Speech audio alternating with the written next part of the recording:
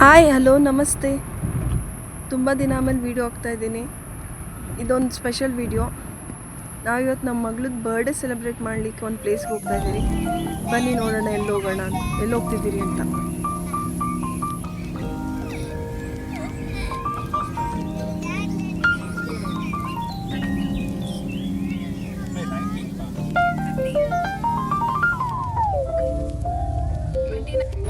ನಾವೀಗ ಬಂಡೀಪುರ ದಾಟಿ ನಾಡುಗಾನಿ ಅನ್ನೋ ಪ್ಲೇಸ್ಗೆ ಹೋಗ್ತಾ ಇರೋದು. ಸೊ ಬಂಡೀಪುರ ನಾವು ಎಂಟರ್ ಆಗಿದ್ದಂಗೆ ನಾವು ತುಂಬಾ ನೋಡಿದ್ರಿ, ಜಿಂಕೆಗಳು ನೋಡಿದ್ರಿ, ಆನೆಗಳು ನೋಡಿದ್ರಿ. ನಮ್ಮ ಮಕ್ಕಳಂತೂ ತುಂಬಾ ಎಕ್ಸೈಟ್ ಆಗಿದ್ರು. ನೋಡಿ, ನಮಗೆ ವೆಲ್ಕಮ್ ಮಾಡಲಿಕ್ಕೆ ಫಸ್ಟ್ ಒಂದು ಆನೆನೇ ಕಾಣಿಸ್ತು ಬಂಡೀಪುರಲ್ಲಿ.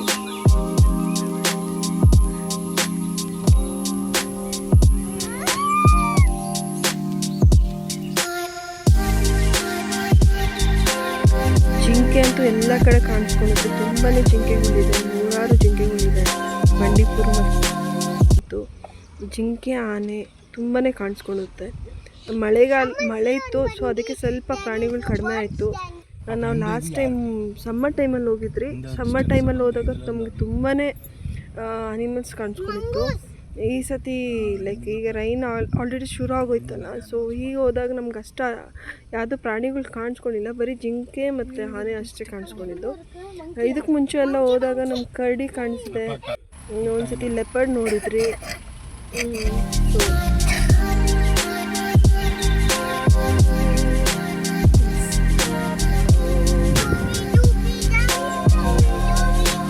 ಎಂಟರ್ದಾಗ ಇದಕ್ಕಿಂತ ತುಂಬಾ ಜಾಸ್ತಿ ಜಿಂಕೆಗಳಿತ್ತು. ಲಾಸ್ಟ್ ಟೈಮ್ ಕಂಪೇರ್ ಮಾಡಿದ್ರೆ ಲಾಸ್ಟ್ ಟೈಮ್ಗಿಂತ ಸ್ವಲ್ಪ ಇದು ಕಡಿಮೆನೇ ಇದೆ, ಬಟ್ ಆದರೂ ಪರವಾಗಿಲ್ಲ ಇತ್ತು. ನಮ್ಮ ಮಕ್ಕಳಂತೂ ನೋಡಿ ತುಂಬಾ ಖುಷಿಯಾದರು, ಖುಷಿಪಟ್ಟರು.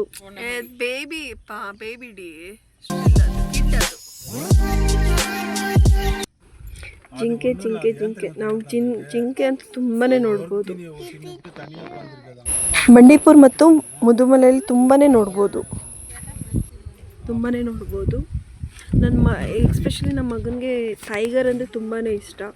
ಸೊ ಅದಕ್ಕೋಸ್ಕರ ಅವ್ನು ಟೈಗರ್ ತೋರಿಸೋಣ ಅಂತಲೇ ನಾವು ಪ್ಲ್ಯಾನ್ ಮಾಡಿದ್ದಿಲ್ಲಿ. ಸೊ ಹಂಗೆ ಅವಳ ಬರ್ಡೇನೂ ಸೆಲೆಬ್ರೇಟ್ ಮಾಡೋಣ ಅಂತ. ನಮ್ಗೆ ಟೈಗರ್ ಕಾಣಿಸ್ಕೊಳ್ಳಿಲ್ಲ. ಲಾಸ್ಟ್ ಟೈಮ್ ಅಟ್ಲೀಸ್ಟ್ ಲೆಪರ್ಡ್ ಕಾಣಿಸ್ಕೊಂಡಿತ್ತು, ಈ ಸತಿ ಲೆಪರ್ಡು ಕಾಣಿಸ್ಕೊಂಡಿಲ್ಲ. ಆದರೆ ಜಿಂಕೆ, ಆನೆ ಇವೆರಡು ಮತ್ತು ತುಂಬಾ ಕಾಣಿಸ್ಕೊಳ್ತು. ಸೊ ಅದನ್ನ ನೋಡಿನೇ ನಾವು ಖುಷಿಪಟ್ರಿ. ಫೈನಲಿ ನಾವು ಉಳ್ಕೊಳ್ತಿರೋ ಪ್ಲೇಸು ಜೆನಿಪುಲ್ ಬಂದ್ರಿ. ಜೆನಿಪುಲಲ್ಲಿ ಹೆಸ್ರಲ್ಲಿ ಮಾತ್ರ ಪೂಲ್ ಇರೋದು, ಇಲ್ಲಿ ಪೂಲೆಲ್ಲ ಇಲ್ಲ. ಸೊ ಎಂಟ್ರಾದ್ರಿ. ಇಲ್ಲಿಂದ ನಾವು ಸ್ಟೇ ಮಾಡೋ ಪ್ಲೇಸು ಒಂದು 800 ಮೀಟರ್ಸ್ ಇದೆ. ಇದೇ ಒಳ್ಳೆ ಫಾರೆಸ್ಟ್ ಥರ ಇದೆ ಒಳಗಡೆ.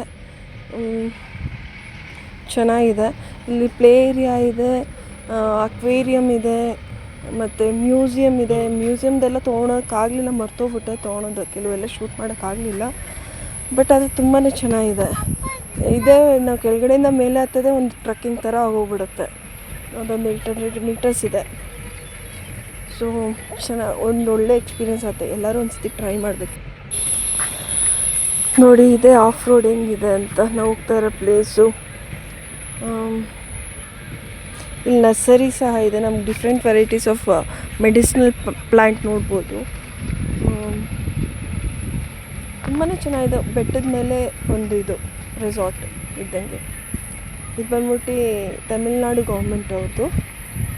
ಸೊ ತುಂಬಾ ಚೆನ್ನಾಗಿದೆ. ಪರ್ ಡೇಗೆ 2500 ಇತ್ತು ಒಂದು ರೂಮಿಗೆ. ರೀಚ್ ಆದ್ರಿ ನಾವು ಆಲ್ಮೋಸ್ಟ್.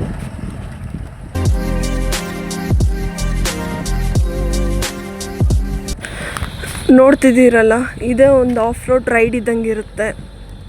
ನಾವು ನಡ್ಕೊಂಬಂದರೆ ಇದೇ ಒಂದು ಟ್ರೆಕ್ಕಿಂಗ್ ಆಗುತ್ತೆ. ತುಂಬಾ ಚೆನ್ನಾಗಿದೆ.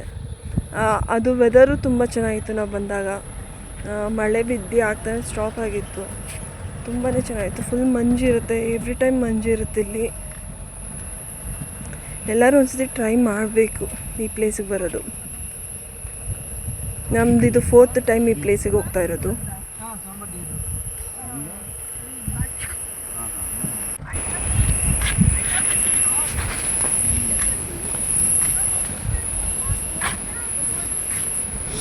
ಇಲ್ಲಿನೂ ಅವಾಗ ಆನೆ ಎಲ್ಲ ಬರುತ್ತಂತೆ. ಫೈನಲಿ ಬಂದ್ರಿ ನಾವು ಉಳ್ಕೊಳ್ಳೋ ಜಾಗಕ್ಕೆ. ಟ್ರೀ ಹೌಸ್ ಇಲ್ಲೇ ನೋಡಿ, ಅಲ್ಲಿ ಮೇಲೆ ಒಂದು ರೆಡ್ ಕಲರ್ದು ಹಟ್ ಥರ ಕಾಣಿಸ್ತಿದೆಯಲ್ಲ, ಸ್ವಲ್ಪ ಅಲ್ಲೇ ನಾವು ಉಳ್ಕೊಳಕ್ಕೆ ಹೋಗ್ತಾ ಇರೋದು. ಇದು ಬಂದ್ಬಿಟ್ಟು ರೋಸ್ ವುಡ್ ಅಂದ್ಬಿಟ್ಟು. ನಾವು ಬಂದಿರೋ 4 ಟೈಮ್ಸಲ್ಲಿ ಫಸ್ಟ್ ಟೈಮ್ ಇಲ್ಲಿ ಸ್ಟೇ ಮಾಡೋಕ್ಕೆ ಹೋಗ್ತಿರೋದು ರೋಸ್ ವುಡ್ಡಲ್ಲಿ. ಇದಕ್ಕೆ ಮುಂಚೆ ಎಲ್ಲ ಮೋಯಾರ್, ಅಮರಾವತಿ ಬೇರೆ ಸ್ಟೇಸ್ ಇತ್ತು, ಅಲ್ಲಿ ಸ್ಟೇ ಮಾಡಿದ್ರಿ. ನಾವು ಯಾವುದೇ ಸ್ಟೇ ತೊಗೊಳ್ಳಿ ಇಲ್ಲಿ ಈ ಪ್ಲೇಸಲ್ಲಿ ನಮ್ಗೆ ಎಲ್ಲ ಕಡೆಯಿಂದನೂ ತುಂಬ ಒಳ್ಳೆ ವ್ಯೂ ಸಿಗುತ್ತೆ. ತುಂಬಾ ಒಳ್ಳೆ ವ್ಯೂ ಸಿಗುತ್ತೆ ನೋಡಿ. ಇದೇ ನಾವು ಉಳ್ಕೊಳ್ತಾ ಇರೋ ಪ್ಲೇಸು. ಸೊ ಇದು ಬಂದ್ಬಿಟ್ಟು ಒಂದು ಸಿಂಗಲ್ ರೂಮ್ ಇದೆ. ಸೊ ನಾವು 6 ಮೆಂಬರ್ಸ್ ಇದ್ರೂ ಒಂದೇ ರೂಮಲ್ಲಿ ಸ್ಟೇ ಮಾಡ್ತಿದ್ದೀರಿ. ಎಕ್ಸ್ಟ್ರಾ ಬೆಡ್ಸ್ ತೊಗೊತಿದ್ದೀರಿ. ಸೊ ಎಕ್ಸ್ಟ್ರಾ ಬೆಡ್ ತೊಗೊಂಡು ಸ್ಟೇ ಮಾಡ್ತಿದ್ದೀರಿ. ಪ್ಲಸ್ ಇದು ಈ ರೂಮಲ್ಲಿ ಬಂದ್ಬಿಟ್ಟು ಏನದು ಸೋಫಾ ಕಮ್ ಬೆಡ್ ಅಂತ ಇದು ಕೊಟ್ಟಿದ್ದಾರೆ. ಸೊ ಐ ಥಿಂಕ್ ಎಲ್ಲರೂ ಅಡ್ಜಸ್ಟ್ ಆಗ್ಬೋದು ಅಂದ್ಕೊಂಡಿದ್ದೀರಿ. ನೋಡೋಣ ಬನ್ನಿ ಹೇಗಿದೆ ಅಂತ ರೂಮು. ನಮ್ಮ ಮಕ್ಕಳಂತೂ ತುಂಬ ಎಕ್ಸೈಟೆಡ್ ಆಗಿದ್ರು. ಅವರು ಬೇಗ ಹೋಗಿ ನೋಡೋಣ ಯಾವ ಪ್ಲೇಸ್ ಯಾರು ಆಕ್ಯುಪೈ ಮಾಡೋಣ ಅಂತಂದ್ರಲ್ಲಿದ್ದರು. ಸೊ ಇದು ಬಂದ್ಬಿಟ್ಟು ನಾವು ಉಳ್ಕೊತಾ ಇರೋ ರೂಮು. ಚಿಕ್ಕದಾಗಿ ಚೆನ್ನಾಗಿದೆ, ಎಲ್ಲ ನೀಟ್ ಇರುತ್ತೆ. ಆ್ಯಕ್ಚುಲಿ ಇಲ್ಲೆಲ್ಲ ತುಂಬ ನೀಟಾಗಿ ಇಟ್ಕೊತಾರೆ. ಕೆಲವೊಂದೊಂದು ಕಡೆ ಅಷ್ಟು ನೀಟ್ ಇರಲ್ಲ ಗೌರ್ಮೆಂಟ್ದಿದಾದರೆ. ಬಟ್ ಇಲ್ಲಿ ವೆಲ್ಲಿ ಮೈಂಟೈನ್. ಬಟ್ ಎಲ್ಲ ಬಂದು ಹೊಸದು ಕಾಟೇಜಸ್ ಆದ್ದರಿಂದ ಎಲ್ಲ ತುಂಬ ಚೆನ್ನಾಗಿ ಮೇಂಟೈನ್ ಮಾಡಿದ್ದಾರೆ ನೋಡಿ. ಇದೇ ಬಂದ್ಬಿಟ್ಟು ನಮ್ಮದು ವ್ಯೂ.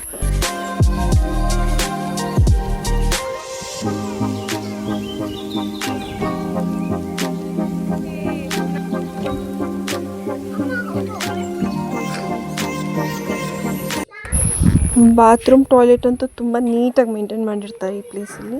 ಎಲ್ಲ ಕಾಟೇಜಸಲ್ಲೂ ಅಷ್ಟೇ ತುಂಬ ನೀಟಾಗಿ ಮೇಂಟೈನ್ ಮಾಡಿದ್ದಾರೆ. ಇಲ್ಲಿ ನಾವು ಇದ್ದಷ್ಟು ದಿನವೂ ಲೈಕ್ 2 ಡೇಸ್ ಸ್ಟೇ ಮಾಡಿದ್ರಿ.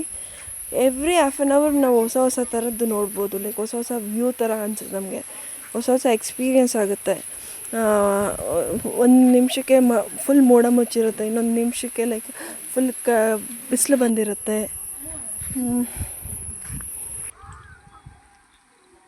ಹೀಗೆ ನಮ್ಮ ಫಸ್ಟ್ ಡೇ ನೇಚರ್ನ ಎಂಜಾಯ್ ಮಾಡ್ಕೊತ ಹೀಗೆ ಮುಗೀತು. ನೆಕ್ಸ್ಟ್ ಡೇ ಮಾರ್ನಿಂಗ್ಗೆ ಸಫಾರಿಗೆ ಹೋಗ್ಬೇಕು ಅಂದ್ಕೊಂಡ್ರಿ. 6:30ಗೆ ಸಫಾರಿಗೆ ಹೋಗೋಣ ಅಂತ ಫುಲ್ ಪ್ಲ್ಯಾನ್ ಮಾಡಿದ್ರಿ, ಹೊರಟ್ರಿ.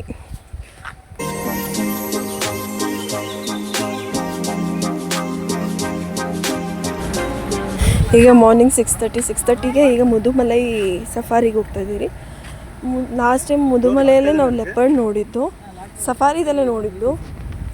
ಈ ಸತಿ ಆದರೆ ನಮಗೆ ಆ್ಯಕ್ಚುಲಿ ಹೇಳ್ಬೇಕು ಅಂದರೆ ಫುಲ್ ಡಿಸಪಾಯಿಂಟ್ಮೆಂಟ್ ಆಯಿತು. ಮಳೆ ಇರೋದಕ್ಕೆ ಅಷ್ಟು ಅನಿಮಲ್ಸ್ ಹೊರಗಡೆ ಬರೋಲ್ಲ ಅಂತೆ.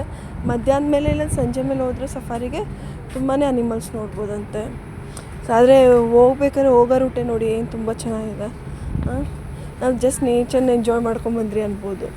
ಅದೇ ಸೇಮ್ ಎಲಿಫ್ಯಾಂಟ್, ಇದು ಆನೆ ಮತ್ತು ಜಿಂಕೆಗಳು ತುಂಬ ಹೋದ್ರಿ ನಾವು. ಅಂದರೆ ಇದು ಮುದುಮಲೆಯಿಂದ ನಾವೇನೋ ತೊಗೊಂಡ್ರಿ ಸಫಾರಿಗೆ ಜಸ್ಟ್ ಚಿಕ್ಕ ರೌಂಡ್ ಆಗುತ್ತಂತೆ. ಇಲ್ಲಿಂದ ನಾವು ನಾಡುಗಾಣಿಯಿಂದ ಏನಾದ್ರು ತೊಗೊಂಡ್ರೆ ನಮಗೆ ಮುಂಚೆನೇ ಮುದುಮಲೆಗೆ ಸಿಗೋಕ್ಕಿಂತ ಮುಂಚೆನೇ ಯಾವುದದು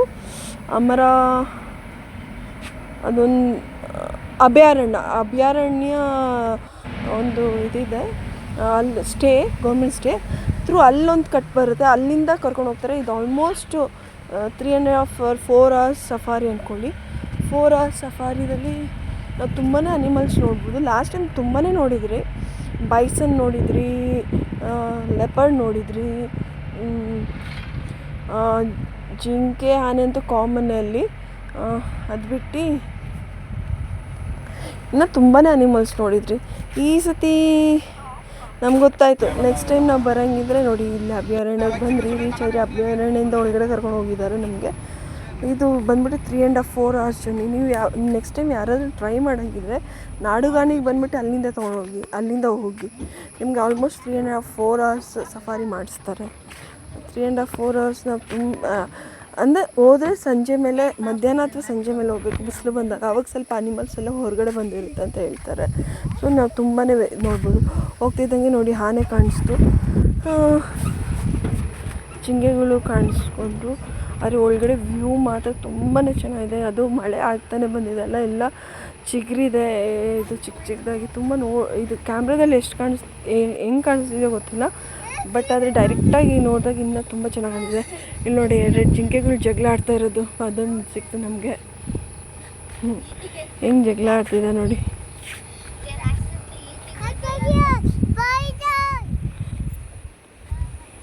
ತುಂಬಾ ಚೆನ್ನಾಗಿತ್ತು ನೋಡಿ.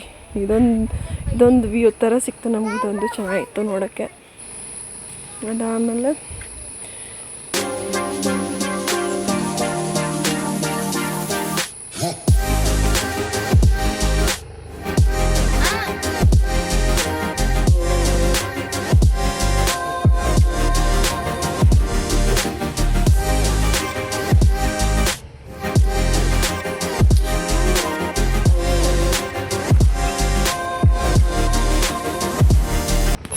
ನಾವು ಲಾಸ್ಟ್ ಟೈಮ್ ಒಂದು ನೋಡಿರಲಿಲ್ಲ, ಈ ಸತಿ ನೋಡ್ಬೇಕಾದ್ರೆ ನಮಗೆ ಇನ್ನೊಂದು ಸಾಂಬಾ ಡಿಯರ್ ಕಾಣಿಸ್ತು ನೋಡಿ. ಅಲ್ಲಿ ಡಾರ್ಕ್ ಬ್ರೌನ್ ಇದೆ ಸಾಂಬಾ ಡಿಯರ್, ಅಲ್ಲಿ ನಿಂತಿದೆ.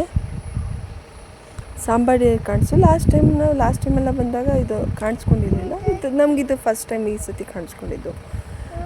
ಲಾಸ್ಟ್ ಟೈಮ್ ಇದು ಕಾಣಿಸ್ಕೊಂಡಿರಲಿಲ್ಲ. ನೋಡಿ ಇಲ್ಲಿ ಕ್ಲಿಯರ್ ಆಗಿದೆ. ನಮಗಿದು ಫಸ್ಟ್ ಟೈಮ್ ಕಾಣಿಸ್ಕೊಂಡಿತ್ತು. ನಮ್ಮ ಮಗನಿಗಂತೂ ತುಂಬಾ ಇಂಟ್ರೆಸ್ಟ್ ಇದೆ ಅನಿಮಲ್ಸ್ ಮೇಲೆಲ್ಲ, ಇದು ಪ್ರಾಣಿ ಪಕ್ಷಿಗಳ ಮೇಲೆಲ್ಲ. ಸೊ ಅವನಿಗೋಸ್ಕರನೇ ನಾವು ಬಂದಿದ್ದು. ಓಕೆ, ಈ ಸತಿ ಏನಾದರೂ ಮಾಡಿಬಿಟ್ಟು ಟೈಗರ್ ತೋರ್ಸೋಣ ಅಂದ್ಕೊಂಡ್ಬಿಟ್ಟಿದ್ರಿ ಅವನಿಗೆ. ಆದರೆ ಏನು ಮಾಡೋದು, ಟೈಗರ್ ಕಾಣಿಸ್ಕೊಳ್ಳಿಲ್ಲ. ಬೆಸ್ಟ್ ಟೈಮ್ ಅಂದರೆ ಸಮ್ಮರ್ ಟೈಮಲ್ಲಿ ಮುದುಮಲೈ, ಬಂಡೀಪುರ ಎಲ್ಲ ಹೋದರೆ ಅಲ್ಲಿ ನಮ್ಗೆ ತುಂಬಾ ಕಾಣಿಸ್ಕೊಳುತ್ತೆ ಅಂತ ಹೇಳಿದ್ದಾರೆ. ಅಲ್ಲಿರೋರು ಹೇಳಿದ್ರು. ನಾವು ಈ ಸತಿ ಏಪ್ರಿಲಲ್ಲಿ ಹೋಗೋಕ್ಕಾಗಲಿಲ್ಲ, ಅಂದ್ಕೊಂಡಿದ್ವಿ ಹೋಗಬೇಕು ಅಂತ. ಮಾರ್ಚಲ್ಲಂತೂ ಆಗಲ್ಲ, ಎಕ್ಸಾಮ್ಸ್ ಇರುತ್ತೆ. ಏಪ್ರಿಲಲ್ಲೂ ಹೋಗೋಣ ಅಂದ್ಕೊಂಡ್ರಿ, ಬಟ್ ಆಗಲಿಲ್ಲ. ಮೇಯಲ್ಲಿ ಬಂದ್ರಿ. ನೀವು ನೋಡಿ, ಇದು ಜಿಂಕೆಗಳು ನೋಡಿದರೆ ಖುಷಿ ಪಡ್ತಿದ್ದಾನೆ. ಜಿಂಕೆಗೆಲ್ಲ ಹಾಯ್ ಮಾಡ್ತಿದ್ದಾನೆ, ಎಂಜಾಯ್ ಮಾಡ್ತಿದ್ದಾನೆ.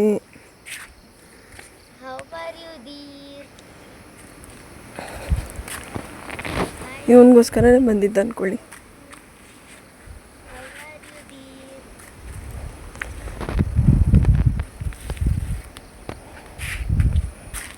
ಇದು ಬಂದ್ಬಿಟ್ಟು ಒಂದು 3.5 ಅವರ್ಸ್ ಆಯಿತು ನಮ್ಮದು.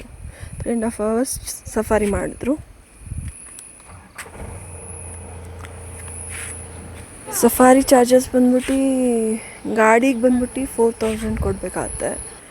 ಮತ್ತು ಪರ್ ಪರ್ಸನ್ನು 200 ಏನೋ ಚಾರ್ಜ್ ಮಾಡಿದ್ರು. 200 300 ಪರ್ ಪರ್ಸನ್ ಚಾರ್ಜ್ ಮಾಡಿದ್ರು. ಬಟ್ ವರ್ತ್ ಇದೆ ಆ್ಯಕ್ಚುಲಿ. ಆದರೆ ನಮ್ಮ ಲಕ್ಕು ಇರಬೇಕು ಜೊತೆಲಿ.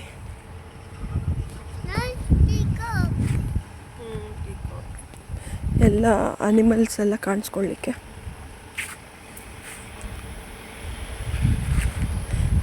ನಾವು ಈ ಸತಿ ಇದು ನವಿಲುಗಳು ನೋಡಿನೇ ಖುಷಿ ಪಟ್ರಿ.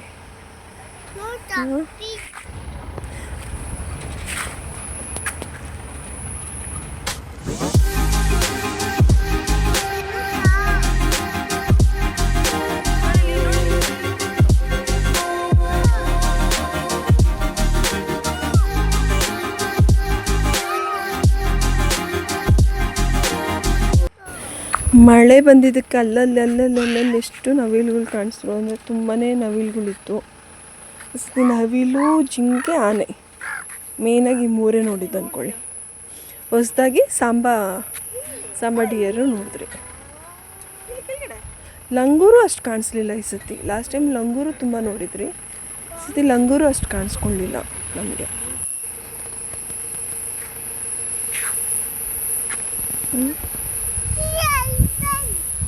ಆನೆ, ಇಲ್ಲೊಂದು ನೋಡಿ ಬಂಚ್ ಆಫ್ ಆನೆಗಳು. 4-5 ಆನೆಗಳಿದ್ವು ಅಲ್ಲಿ. ಸ್ವಲ್ಪ ದೂರ ಇತ್ತು, ಅಷ್ಟು ನೀಟಾಗಿ ಝೂಮ್ ಮಾಡಲಿಕ್ಕೆ ಆಗಲಿಲ್ಲ. ಬಟ್ 4-5 ಆನೆ ಇದು ಕಾಡಾನೆಗಳಿದ್ವು. ಚೆನ್ನಾಗಿತ್ತು. ನಮ್ಮ ಮಗ ಅಂತೂ ತುಂಬ ಖುಷಿಪಟ್ಟ ಆನೆಗಳು ನೋಡಿ.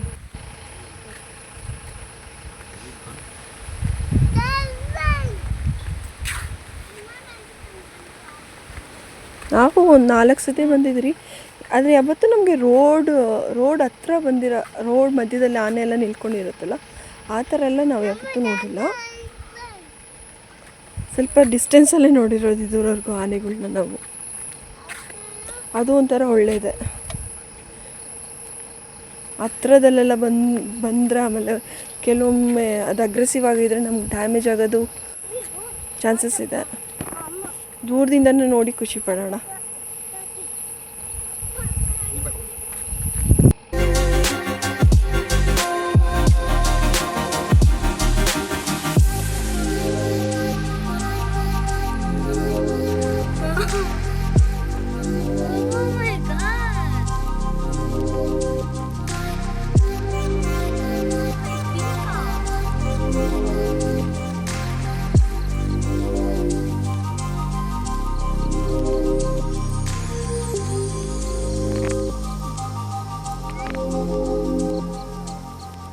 ಇಲ್ಲೊಂದು ನವಿಲು ಫುಲ್ಲೆಲ್ಲ ಇದು ಮಾಡಿ ಹರಡಿತ್ತು. ತುಂಬ ನೋಡಲಿಕ್ಕೆ ಚೆನ್ನಾಗಿತ್ತು.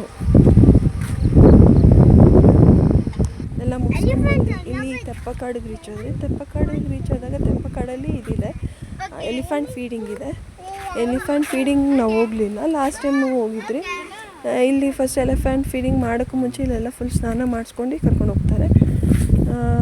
ಸೊ ನೋಡಿ, ಕರ್ಕೊಂಡು ಸ್ನಾನ ಮಾಡಿಸಿದಾದ್ಮೇಲೆ ಅದು ಎಲಿಫೆಂಟ್ ಫೀಡಿಂಗಿಗೆ ಕರ್ಕೊಂಡು ಹೋಗ್ಬೋದು. ನಾವೆಲ್ಲ ಫೀಡ್ ಮಾಡೋಂಗಿಲ್ಲ, ಜಸ್ಟ್ ನಾವು ನೋಡ್ಬೋದು ಏನೇನು ಆಹಾರ ಕೊಡ್ತಾರೆ ಅದಕ್ಕೆ ಅಂತೆಲ್ಲ.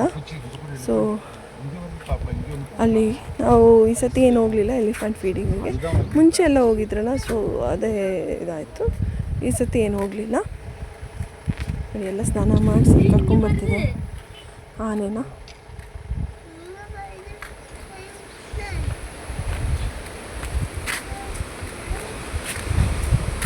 ಇಲ್ಲಿ ಆಗಲೇ ಹೇಳಿದ್ನಲ್ಲ ಅಭಯಾರಣ್ಯದಲ್ಲಿ ಏನು ಅಂದರೆ ಈ ಕಾಡಾನೆನ ಅಲ್ಲಿ ಇದು ಮಾಡ್ತಾರೆ, ಟ್ರೈನಿಂಗ್ ಕೊಡ್ತಾರೆ ಕಾಡಾನೆಗಳಿಗೆ. ಅಲ್ಲಿ ಇಟ್ಟು 3 ತಿಂಗಳಾದ್ರೂ ಅಲ್ಲೊಂದು ಒಂಥರ ಇದು ಕೇಜ್ ಅನ್ನೋಕ್ಕಾಗಲ್ಲ, ಒಂದು ಬ್ಯಾಂಬೂಯಿಂದ ಒಂದು ಇದು ಮಾಡಿರ್ತಾರೆ. 3 ತಿಂಗಳು ಆ ಕಾಡಾನೆ ಅದರಲ್ಲೇ ಇರಬೇಕಂತೆ. ಅದರಲ್ಲೇ ಇದ್ದು ಅದನ್ನು ಪಳಗಿಸ್ತಾರಂತೆ. ಸೊ ಹೆಂಗೆ ಇದು ಮಾಡೋದು ಅಂತೆಲ್ಲ 3 ತಿಂಗಳು ಇದರಲ್ಲೇ ಇರುತ್ತೆ. ಕೆಲವೊಮ್ಮೆ ತುಂಬಾ ಅಗ್ರೆಸಿವ್ ಇರುತ್ತಂತೆ, ಕೆಲವೊಮ್ಮೆ ಬೇಗ ಇದಾಗುತ್ತಂತೆ. ತುಂಬ ಅಗ್ರೆಸಿವ್ ಇದ್ದರೆ ಸ್ವಲ್ಪ ಜಾಸ್ತಿ ದಿನವೂ ಇರ್ತಾರಂತೆ. ಇಟ್ಟು ಎಲ್ಲ ಮಾಡಿ ಅದಕ್ಕೆ ಟ್ರೈನಿಂಗ್ ಕೊಟ್ಟು ಆಮೇಲೆ ಅದು ಕುಮ್ಕಿ ನೋಡಿ ಬರ್ತಿದೆ ಮೇಲೆ. ಆನೆಗಳು ನೋಡೋಕ್ಕೆ ಚೆಂದ ಅಲ್ಲ. ನಂಗೆ ತುಂಬ ಇಷ್ಟವಾದ ಪ್ರಾಣಿ ಆನೆ.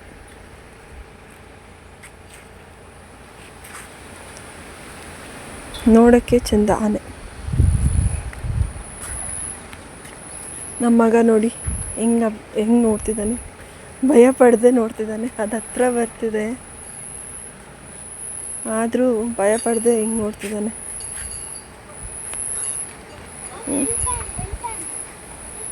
ಇವನ್ ಪ್ರಾಣಿಗಳಂದರೆ ತುಂಬಾ ಇಷ್ಟ.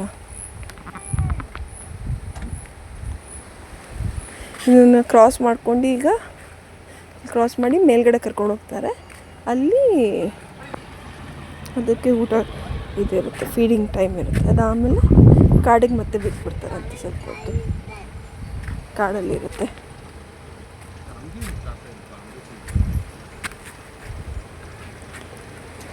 ಸೊ ಇದಿತ್ತು. ಸೊ ಇದೆಲ್ಲ ಮುಗಿಸ್ಕೊಂಡು ವಾಪಸ್ ಹೊರಟ್ರಿ.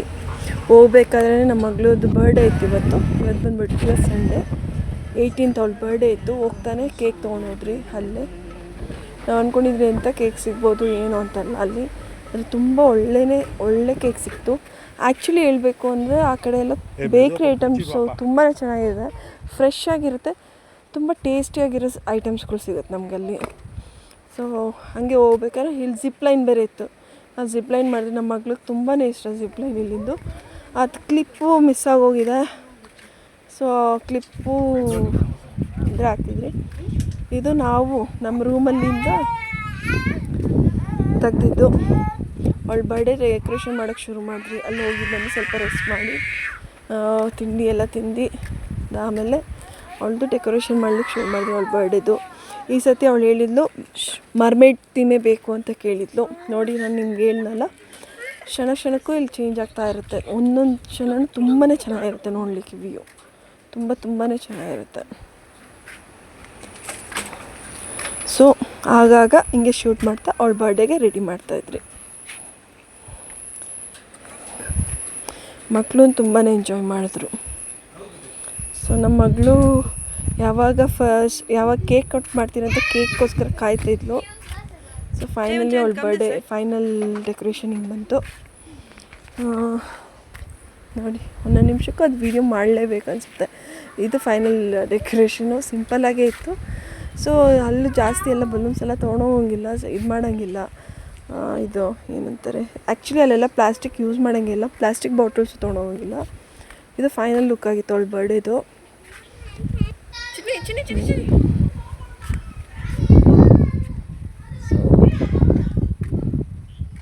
ಸೊ ಎಲ್ಲ ಆಗಿದ್ದಾಗಲೇ ಫೈನಲಿ ಅವಳ ಬರ್ಡೇ ಸೆಲೆಬ್ರೇಟ್ ಮಾಡಿದ್ವಿ ನಾವು ಸಿಂಪಲ್ ಆ್ಯಂಡ್ ಇದನ್ನು. ಸೊ ನಾವು ಯಾವುದು ಇದು ವೈಟ್ ಫಾರೆಸ್ಟ್ ಕೇಕ್ ತಂದಿದ್ರಿ ಅವಳಿಗೆ. ಇದು ವೈಟ್ ಕಲರಲ್ಲಿ ಯಾವುದೇ ಇದ್ರೂ ಅದು ಇಷ್ಟಪಡ್ತಾಳೆ. ನಾವು ಬಟರ್ ಸ್ಕಾಚ್ ಟ್ರೈ ಮಾಡಿದ್ವಿ, ಬಟರ್ ಸ್ಕಾಚ್ ಸಿಗಲಿಲ್ಲ, ಪೈನಾಪಲ್ ಇರಲಿಲ್ಲ, ಕೊನೆಗೆ ವೈಟ್ ಫಾರೆಸ್ಟ್ ಸಿಕ್ತು. ವೈಟ್ ಫಾರೆಸ್ಟ್ ತೊಗೊಂಡ್ರಿ. ಇವಳಿಗೆ ರೆಡ್ ವೆಲ್ವೆಟ್ಟು ಚಾಕ್ಲೇಟ್ ಫ್ಲೇವರ್ಸ್ ಎಲ್ಲ ಅಷ್ಟು ಇಷ್ಟ ಆಗಲ್ಲ. ಸೊ ವೈಟ್ ಫಾರೆಸ್ಟ್ ಚಾಕ್ಲೇಟ್ ಇದು ಕೇಕ್ ತಂದ್ರಿ. ನಮ್ಗೆ ಯಾರನ್ನೂ ಕರೀಲೇ ಇಲ್ಲ, ಅವರಷ್ಟು ಅವರೇ ತಿನ್ಕೊಂಡು ಎಂಜಾಯ್ ಮಾಡಿಬಿಟ್ರು. ಕೊನೆಗೆ ಆಮೇಲೆ ಅವಳಿಗಂತ ಚಿಕ್ಕದು ಗಿಫ್ಟ್ಸ್ ತಂದಿದ್ದೆ. ಅಲ್ಲಿಂದನೇ ಅವ್ಳಿಗೆ ಗೊತ್ತಿರಲಿಲ್ಲ ಇವೆಲ್ಲ ಗಿಫ್ಟ್ಸ್ ತಂದಿದ್ದು. ಅವ್ಳಿಗೇನೂ ತಂದಿಲ್ಲ ಅಂದ್ಕೊಂಡಿದ್ಲು.